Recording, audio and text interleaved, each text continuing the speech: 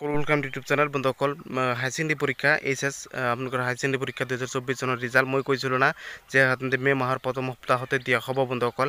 আজি হৈছে বন্ধুসকল 4 মে তাৰিখ বন্ধুসকল, আৰু 4 মে তাৰিখে দিয়াৰ সম্ভাৱনা কৈছিল। আৰু বহুতে সাধাৰণতে যোৱাকালি ফেক নোটিছ ফেক আপডেট দিছিল বন্ধুসকল।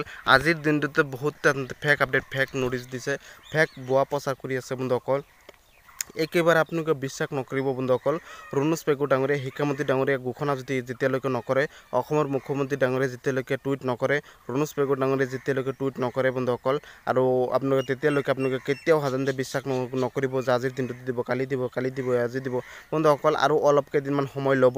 ইতিমধ্যে সাধাৰণতে আপোনালোকৰ সাধাৰণতে বৰ্ডৰ ফালৰ পৰা যোৱাকালি সাধাৰণতে সংবাদ মেলযোগে এইটো ভালকৈ জনাই দিছে যে আপোনালোকৰ ৰিজাল্টটো দিওঁতে আৰু 2 দিন লাগিব। মোটামুটি 10 মেৰ আগতে ৰিজাল্ট দিব, মোটামুটি 8-9 মে তাৰিখে দিয়াৰ সম্ভাৱনা আছে। 10 মে তাৰিখে দিয়াৰ সম্ভাৱনা আছে। 10 মে তাৰিখে যদি ৰবিবাৰ নপৰে, 10 মে তাৰিখে আপুনি ধৰি লওক 10 মে তাৰিখে ৰিজাল্ট দিয়া 100% দিব। মই আপোনাক কৈছোঁ 10 মে তাৰিখেই দিব।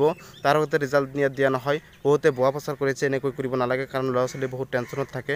ল'ৰা ছোৱালীটো বেছিভাগ সাধাৰণতে হাই ছেকেণ্ডেৰী পঢ়া ল'ৰা ছোৱালী বহুত টেনশ্যনত আছে। বহুতে বহুত ধৰণৰ ফেক ভিডিঅ' ফেক নোটিছ বনাই এৰি আছে বন্ধুসকল। এইবোৰ বিশ্বাস নকৰিব। মুখ্যমন্ত্ৰী ডাঙৰীয়ে টুইট কৰাৰ লগে লগে মই আপোনাক ভিডিঅ'ৰ জৰিয়তে জনাই দিম।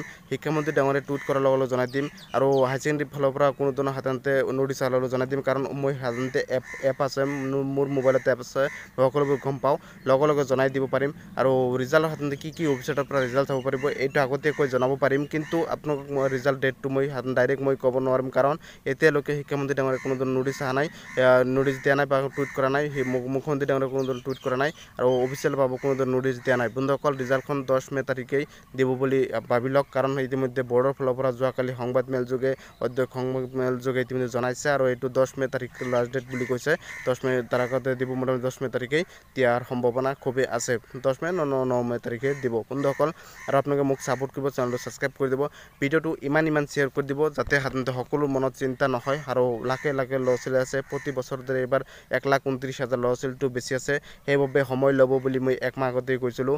মই যিসকলে মোৰ 1 মাহ আগৰ ভিডিঅ'বোৰ চাইছে তেওঁলোকে গম পায়, মই কৈছিলোঁ যে এইবাৰ এইটো অলপমান সময় ল'ব। এইচএছৰ সাধাৰণতে হাই ছেকেণ্ডেৰী পৰীক্ষাৰ ৰিজাল্ট দিওঁতে অলপমান সময় ল'ব। মেট্ৰিক পৰীক্ষাৰ লগে লগেই পিছদিনাই বা লগে লগে দিয়া নহয় বন্ধুসকল। যিসকলে ভুৱা প্ৰচাৰ কৰি আছে, ভুৱা বাতৰি প্ৰচাৰ কৰিছে, তেওঁলোকৰ ভিডিঅ'সমূহ সাধাৰণতে আপোনালোকে নাচাব। আৰু সকলোকে মই অনুৰোধ জনাই দিম, এই ভুৱা বাতৰিসমূহ কেতিয়াও নচলাব, কাৰণ ল'ৰা ছোৱালীৰ বেছিভাগ টেনশ্যন হয়। আৰু অসম চৰকাৰ যিকোনো চাকৰি খবৰ হওক, অসমৰ যিকোনো হাই ছেকেণ্ডেৰী মেট্ৰিক পৰীক্ষাৰ সকলো আপডেট মোৰ চেনেলৰ পৰা পাব। দায়িত্ব সহকাৰে শুদ্ধ সকলো খবৰ পাব।